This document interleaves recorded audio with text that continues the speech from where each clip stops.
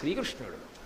అదే కుచేలుడు వస్తే నిజానికి ఆయన ఒంటి మీద చిరుగు కనపడకుండా లేని బట్ట లేదు, అంటే చిరుగు దాచడానికి వీల్లేదు.